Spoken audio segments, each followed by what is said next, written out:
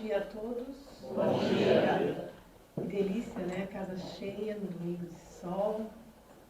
Quase já menos verão, né? Já com um gostinho do inverno curitibano. Então, sejamos todos bem-vindos aqui. E hoje vamos falar de um assunto que nem sempre gostamos de tratar, principalmente no seio familiar, quando nos reunimos em irmãos para cuidar dos pais. É um assunto que nem sempre nos é tão agradável assim, mas é um capítulo muito importante do Evangelho segundo o Espiritismo. Ele é um capítulo relativamente curto, só tem 9 itens. Mas o último item, que não vamos tratar aqui por falta de tempo, porque só vamos até o item 4 deste capítulo, ele é abordado por Santo Agostinho, e tamanha a importância desse tema que eles abordam, que ele consome quase 6 páginas do capítulo, tratando desse assunto. Então, realmente é muito importante, precisamos discutir, porque se nós tivermos sorte, muita sorte mesmo, nós também chegaremos na condição de pais idosos, cabelinhos brancos, e gostaríamos de ser tratados pelos nossos filhos como nós estamos combinando com os nossos irmãos tratá-los também. Então vamos abordar até o item 4 deste capítulo, a piedade filial, que é comentário de Allan Kardec. E para quem está visitando a casa pela primeira vez e que conhece muito pouco da doutrina dos espíritos, nós apresentamos o codificador dessa doutrina, que nos deixou esse legado, essa herança de consolo e conforto para todos nós. Professor Hipólito Leão Delisar Rivaio nasceu em Lyon e veio com a consagrada tarefa de nos trazer a codificação kardeciana. Claro que ele veio amparado por um grupo de espiritualidade muito grande. Nós já comentamos aqui em palestras anteriores que está lá no livro Cartas e Crônicas, Napoleão e Kardec. Não sei por que este vínculo de Napoleão com Kardec, mas está lá comentada uma reunião que acontece em 31 de dezembro de 1799, na espiritualidade, onde todos se reúnem e ele presente, Allan Kardec, junto, convidado, veio em espírito, que já era encarnado na Terra. Napoleão esteve nessa reunião também, e ali houve toda uma combinação e um sacramento daquela missão de Allan Kardec. Então, se vocês tiverem a oportunidade, leiam este livro. A casa, quando eu estive aqui, ela tinha esse livro à disposição de vocês, mas tem também em PDF na internet. Vão lá buscar para saber como que foi combinado todo esse trabalho maravilhoso que Kardec trouxe a nós. E ele, neste capítulo que nós vamos tratar hoje, ele aborda o item 4, que é piedade filial, que é onde nós vamos chegar. Inicia o capítulo. Sabeis os mandamentos: não cometereis adultério, não matareis, enfim, de todo o decálogo que Moisés nos trouxe, grande parte dele é negação. Em um dos decálogos apresentados pelo cristianismo está como quinto: honrai vosso pai e vossa mãe. Mas não é oficial isso, porque se nós procurarmos na internet, nós vamos encontrar divergências de colocação desse decálogo. Mas isso pouca importância tem, porque mais importante para nós é colocarmos em prática o que nos foi trazido 1500 anos antes de Cristo. E hoje, 2000 anos tantos depois, nós ainda temos grandes dificuldades de colocarmos em prática essa sugestão dos 10 mandamentos para nós, que é honrar pai e mãe.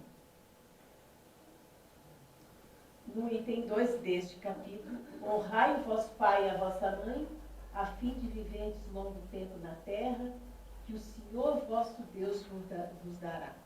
Na época, estávamos ainda num estágio bastante primitivo de nossa condição evolutiva, e se não nos passasse alguma recompensa do que fazer e como fazer, nós teríamos muito mais dificuldade de praticar isso.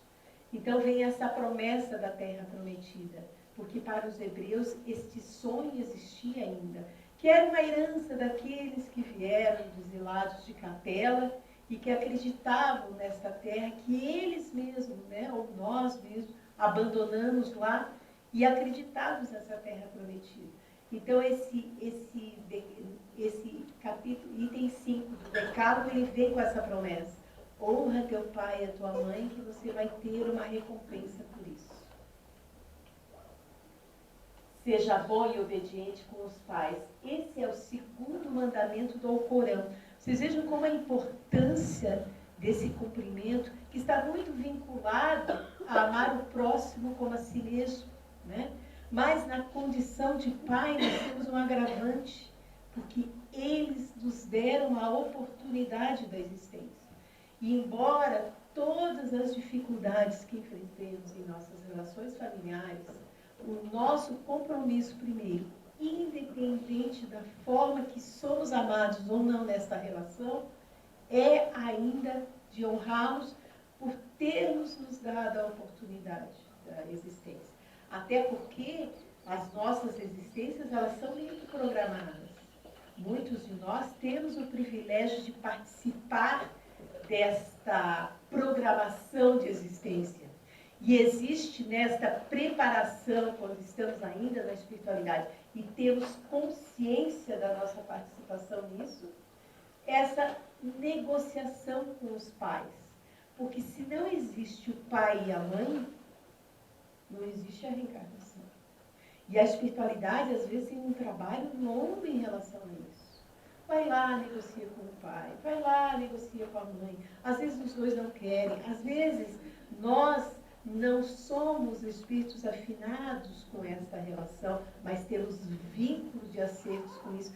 E esta seria, talvez, a única oportunidade que estivéssemos recebendo em relação a tantas outras que perdemos.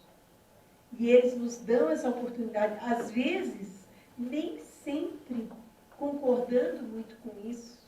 Então, por este motivo, devemos honrar, independente da condição que temos. E é tão importante isso, que ele está no Alcorão e no Torá também. Honrarás teu pai e tua mãe para que se prolongue teus dias sobre a terra. Nós temos amigos de relação que são muçulmanos, que moram no Brasil e que vivem lá no país deles, com aquela cultura fechada, cheia de determinações muito rígidas. E ele comenta comigo, Miriam, do decálogo que nós temos na nossa religião, o que nós pregamos e levamos para a nossa existência, a mais importante é honrar o pai e a mãe. Só que eu saí para o mundo. Sabe aquele peixinho que sai da lagoa e conhece o mar e vem e volta para a lagoa e olha, eu conheci o mar, não, mas isso não existe. Mas ele conheceu. E ele descobriu que é bom beber. E lá não existe bebida alcoólica. É proibido. E por respeito aos pais e tantas outras coisas que ele descobriu, principalmente no Brasil, porque é aqui que ele vive aqui por respeito ao pai e à mãe. Ele respeita tanto os pais que quer viver aqui, porque aqui ele tem uma vida mais livre, mais independente em relação ao que prega a doutrina que ele segue. E por respeito a isso, ele tem uma liberdade maior aqui. E lá ele vive como é o preceito. Então, quando ele viaja para lá, ele não bebe, ele não fuma, ele não tem outras práticas que ele tem aqui, porque lá respeita isso. E por respeito aos pais, a esse decálogo, ele cumpre isso. Embora é correto ou não, não estamos aqui para julgar. Mas a forma que ele encontrou de honrar os pais e a mãe nesse sentido, porque ele valoriza muito, é esse comportamento que ele tem. Nos diz no livro Iluminação Interior, de Valdo Pereira Franco. ele nos fala o seguinte: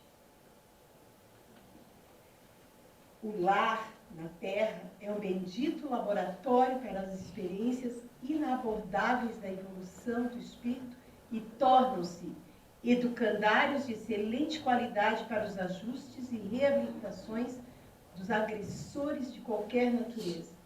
Nós ouvimos na mensagem que lemos no início da necessidade que nós temos dessa experiência. É impossível você vir para cá e ter uma experiência completamente só.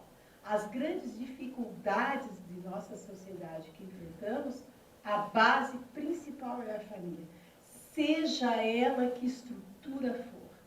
Mas nós, quando viajamos, gostamos, a viagem é boa, aproveitamos, mas é muito bom voltar para casa.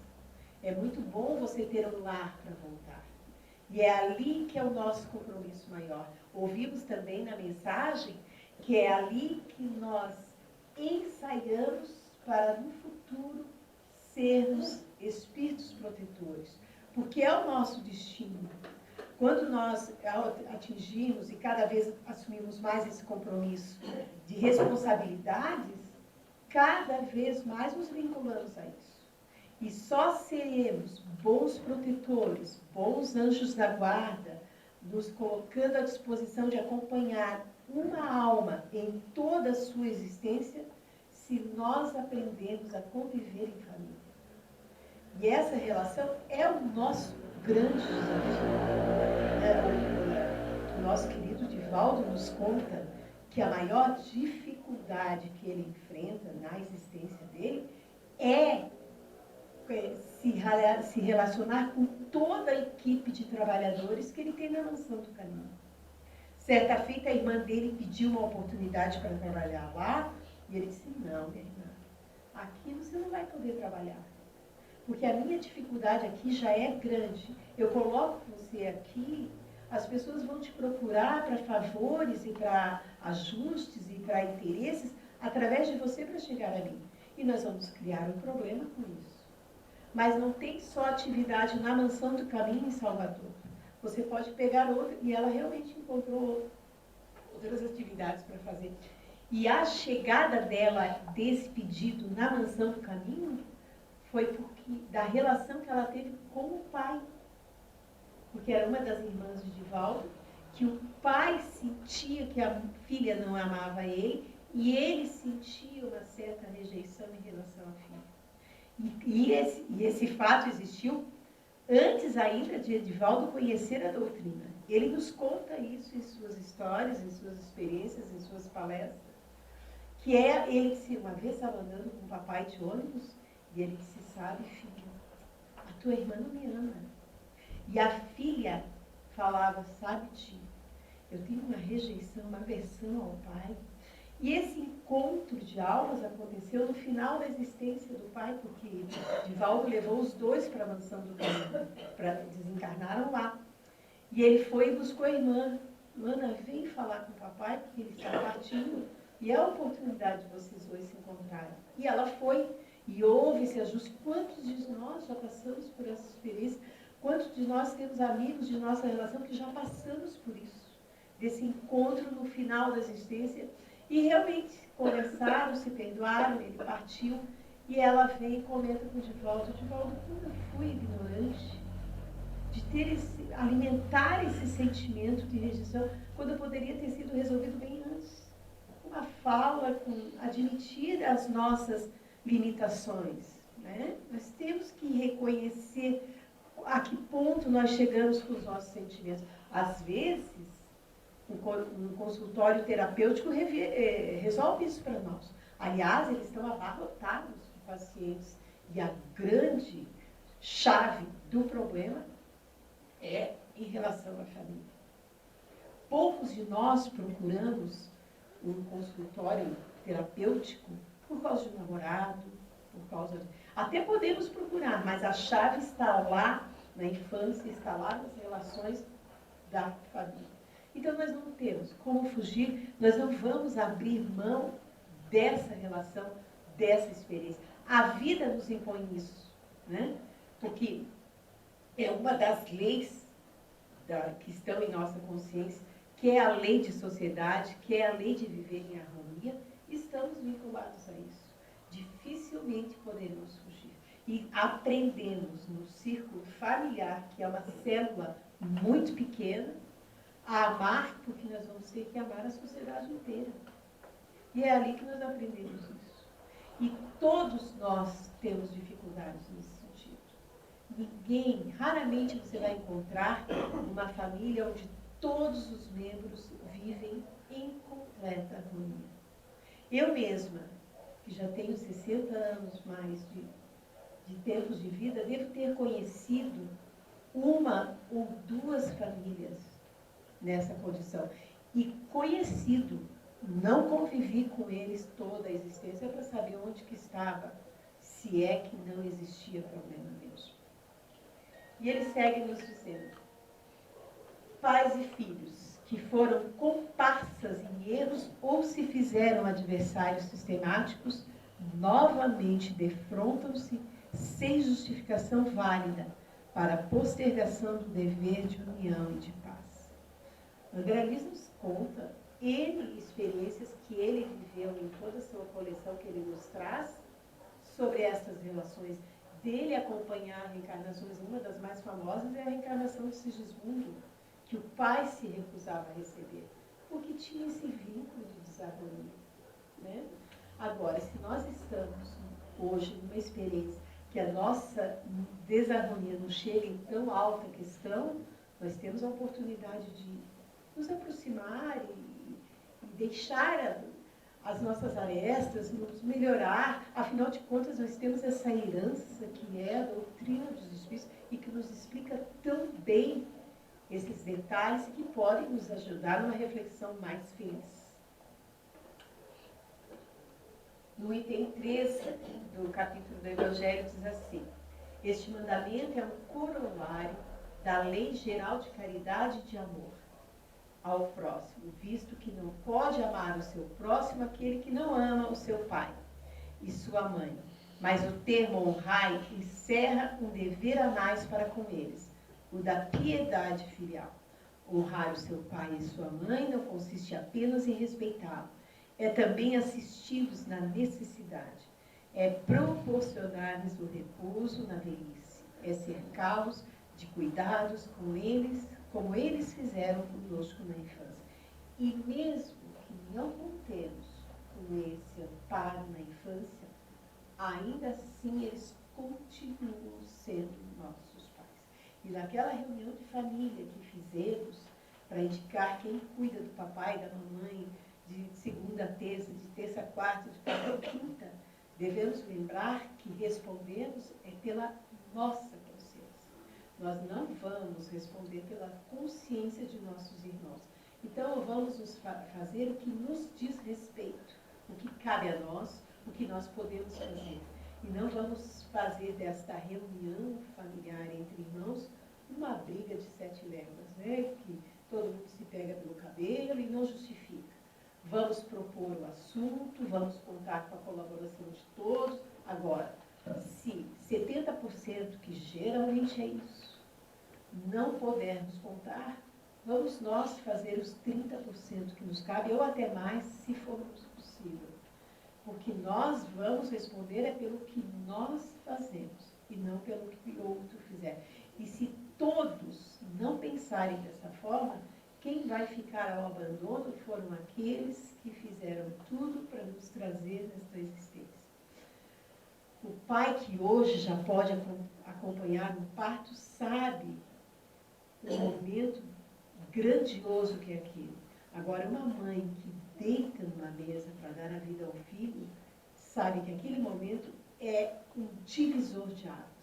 Nós somos uma pessoa antes da maternidade e somos outra pessoa depois dela. E isso mexe com os nossos sentimentos, com as nossas emoções e ajuda-nos a compreender e a sermos filhos melhores quando esses estiverem na terceira e quarta idade. E segue ainda o mesmo comentário.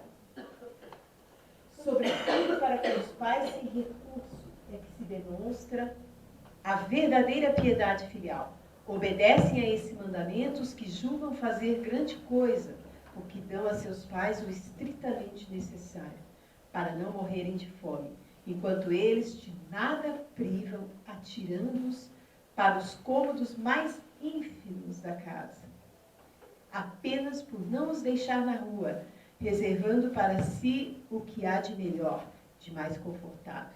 Ainda bem quando não o fazem de má vontade e não os obrigam a comprar caro o que lhes resta viver, descarregando sobre eles o peso do governo da casa. Isso não é tema que acontecia lá em 1800 e alguma coisa. É muito atual. Nós sabemos que existem filhos que cuidam dos pais por causa do cartão de crédito da pensão alimentícia. Nós sabemos, fazemos isso sim, porque nós somos materialistas. Nós somos espíritos reencarnados, mas nós somos materialistas. A minha filha é cuidadora e trabalha numa família onde todos os filhos mais fazem uma festa com a fartura que é o cartão de crédito do pai. E o pai quase sem ação nenhuma, porque nós vamos chegando na velhice, nós vamos perdendo a noção de tempo.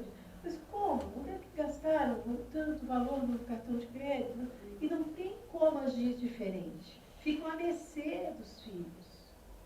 Quem que vai responder por essa consciência? É quem pratica. Então, não, o retorno vem. E se depender da bondade divina, vem nessa existência ainda.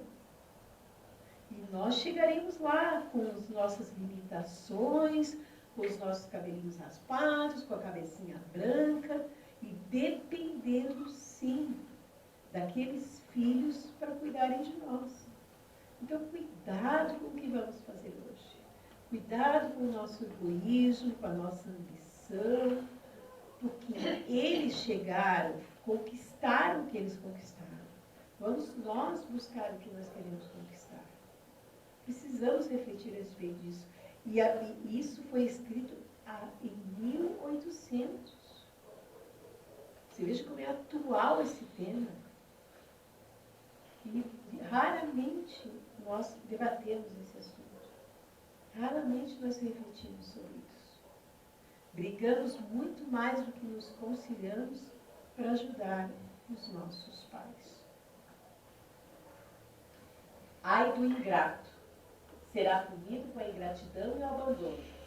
Será ferido nas suas mais caras afeições, algumas vezes já na existência atual, mas com certeza noutro, e que sofrerá o que houver feito aos outros. Se a lei da caridade manda se pague o mal pelo bem, se seja indulgente para as imperfeições de outrem, se não diga mal do próximo, se lhe esqueçam e perdoem os agravos, se ame até os inimigos. Quão maior não hão de ser essas obrigações, tratando-se de filhos para com os pais. É difícil? É um desafio para nós? Claro que é. Claro que é. Né? Mas nós, que já estamos nessa faixa etária, viemos de famílias que tiveram mais filhos, né? Raramente, eu pelo menos, tenho poucas pessoas de minha relação que são filhos únicos. Tem a família abastada, tem os irmãos. Então a gente pode se abraçar, a gente pode se entender, a gente pode colaborar, podemos fazer a nossa parte, sim. Nós temos condições para isso. Nós temos o atributo que é a nossa inteligência.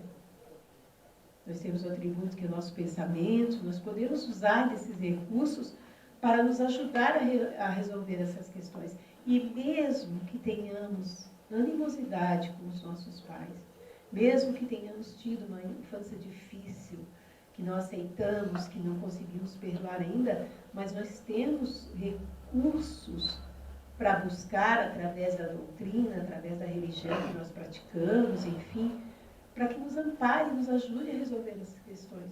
Mas não vamos partir dessa existência com essa pendência.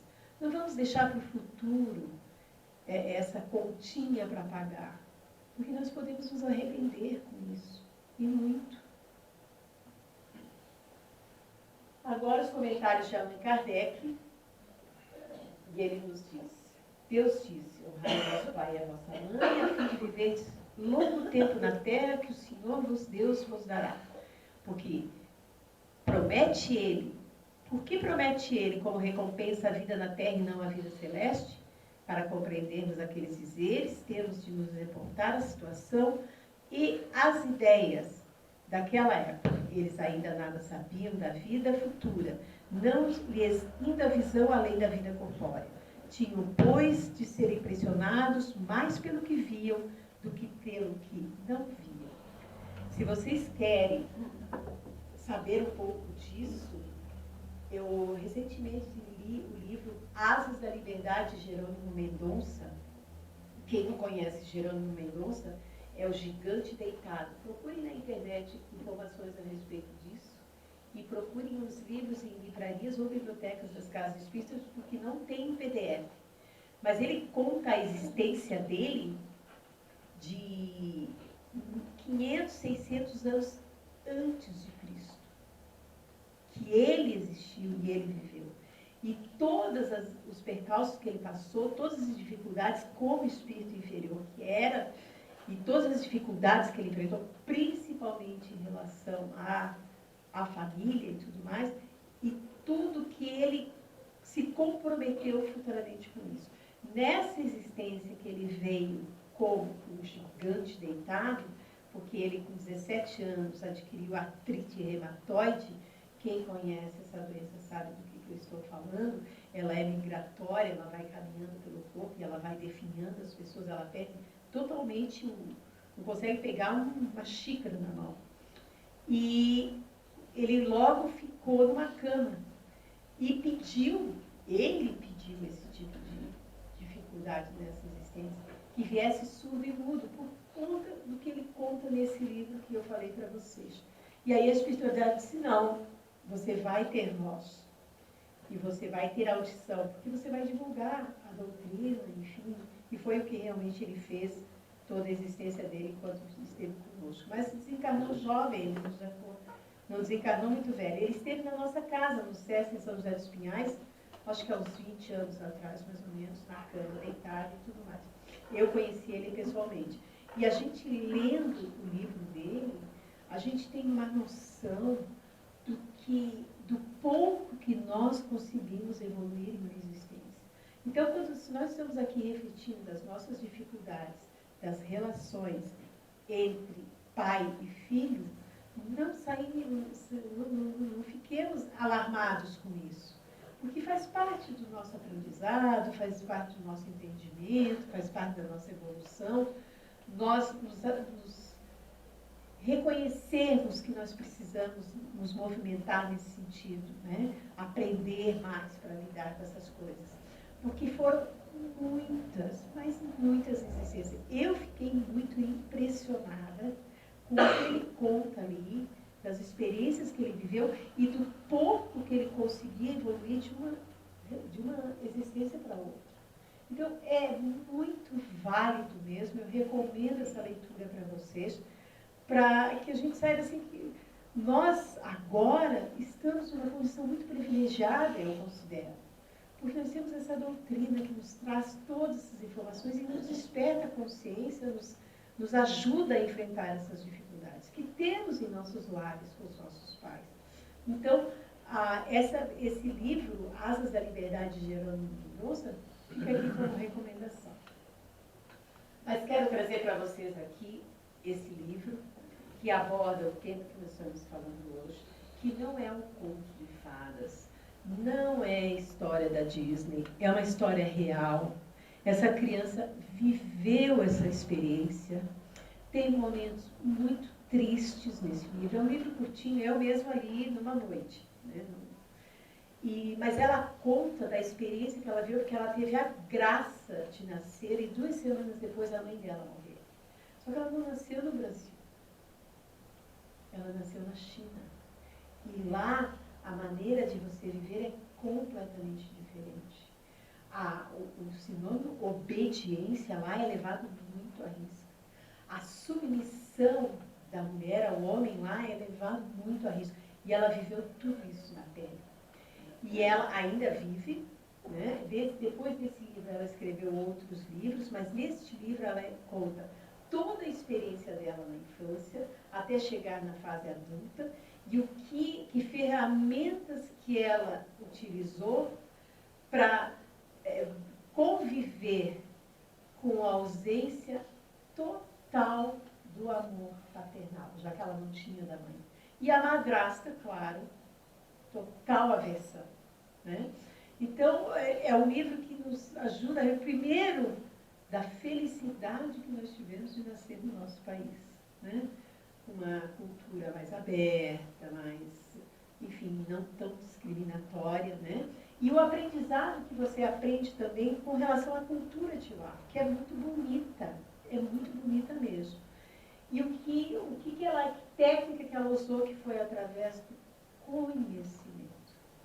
Ela se abraçou aos livros, incentivada por uma tia que ela tinha muito querida, e o preconceito foi tão grande que eles perceberam que a tia alavancava o progresso dela, e eles tiraram a tia da relação dela. Então, e sozinha ela colocou. Então, às vezes, a gente se argumenta, não, meu pai, minha mãe, nada, vou abandonar. Ela não fez isso até mesmo porque ela não podia, né? Ela tinha obediência máxima ao pai dela. Então, fica aqui a indicação desse livro, para vocês verem, ele é curtinho, é pequenininho. Eu tenho, está emprestado para vender, se alguém quiser, conversem com as meninas da casa, eu mando para cá, porque livro, para mim, não, na estante, ele não tem valor nenhum. Ele tem valor nos nossos olhos, nós temos que ler. Né? Por favor, é Cinderela Chinesa o nome? Oi? O nome do livro é? Cinderela Chinesa? Cinderela Chinesa, de Adeline e a Ana. Obrigado.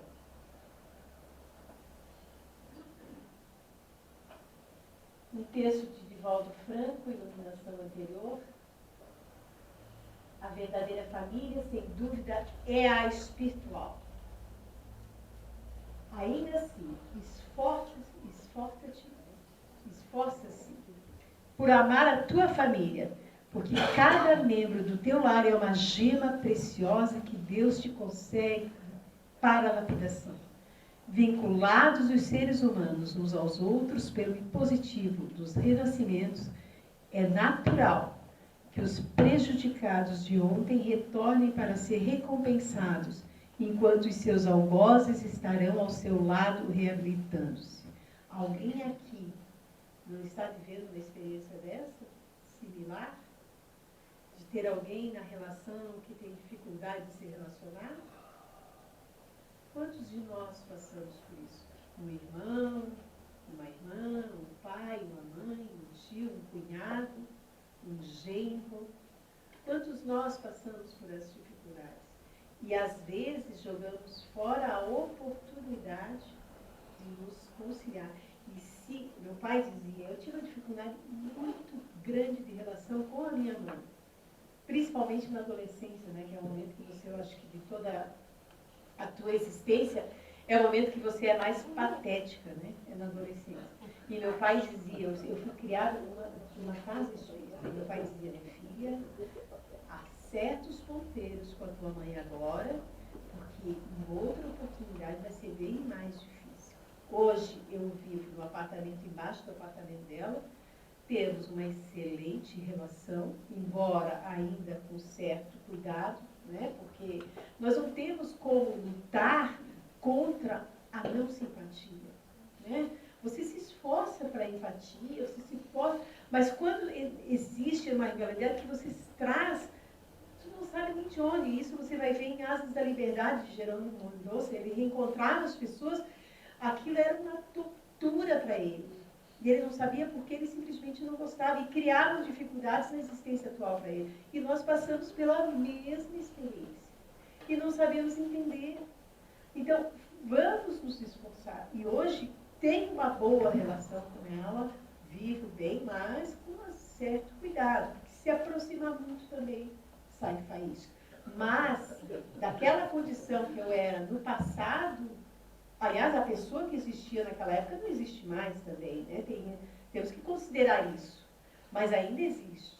Então, nós temos que fazer a nossa parte, nos esforçar para isso, para cuidar disso, para ter essa relação sociável, né? Sociável. E ele segue. Valoriza tudo quanto te seja oferecido e procura reconhecer que, talvez, não seja por mérito de tua parte, mas por bondade do teu generoso doador. Isso, Adelaide, a princesa chinesa, fez muito na existência dela. Sempre ela procurava, não, mas deve ser por isso, não, mas deve ser por aquilo. Ela sempre encontrava um motivo para justificar a ausência do amor. Então, é bem interessante de você ler. A sugestão minha, que BBB, que nada, né? Vamos assistir coisas que realmente nos... Né? Que seguir fulano que tem sapato, que tem carro, que tem... Não, Xandu. Ele é muito dedicado à parte da mediunidade. Quem gosta e quer entender esse fenômeno mediúnico que nós somos contemplados com ele, assista às palestras de Décio. Mas ele cuida muito da parte física também e do reflexo que leva para o corpo espiritual. Então, procurem os vídeos dele, tem vários temas, todos absolutamente gratuitos, partindo do princípio que você tem internet, claro. E o nosso querido Rossandro, né, que é mais conhecido, porque está na mídia, está nos canais abertos, aí, enfim, e que nos traz soluções práticas de relação. Se temos dificuldades de nos relacionar, vamos ouvir Rossandro, porque podemos até discordar do que ouvimos deles, mas nós temos que ter argumentos muito embasados para dizer por que discordamos, né? Esses são um dos que eu assisto. Eu tenho pouco tempo para televisão, então eu assisto quando estou cozinhando, quando estou lavando, porque eu sou dona de casa hoje, cuidadora de netos e tal, e aproveito assistir essas palestras ali na cozinha mesmo, perco a metade, volto, assisto mais um pouco, mas são imperdíveis. Eu, particularmente, tenho uma simpatia por Délcio, porque ele é muito claro, ele é muito... o que ele fala chega muito próximo do que nós temos condições de entender. E a fala de hoje é sobre isso, então eu espero que todos nós sejamos contemplados com a felicidade do bom relacionamento, né? Que a gente consiga se entender entre nós, que possamos dar um passo a mais nesse sentido, porque hoje, se não estamos ainda na condição de ajudantes, de anjos da guarda e tudo mais, mas em breve nós vamos assumir isso. Então vamos acelerar, né? Porque no livro do Suprema, quando Pedro, que é um dos últimos a desencarnar dos apóstolos de Jesus, chegou na espiritualidade, e quem recepcionou ele, conversou com ele, apresentou várias coisas, são páginas lindas. E daí ele disse, Pedro, você já esteve com Jesus em existências anteriores. Só que ele andou e você estacionou. Mas você poderia estar quase no mesmo patamar que ele estava. Está lá, em dor suprema, dizia o da Gama. Então vamos nós também acelerar o nosso passo, né? Vamos aproveitar todas essas informações que temos de graça, que veio de presente para nós em 1800 e alguma coisa, e vamos tentar colocar em prática tudo isso. Agora vamos fechar os nossos olhos,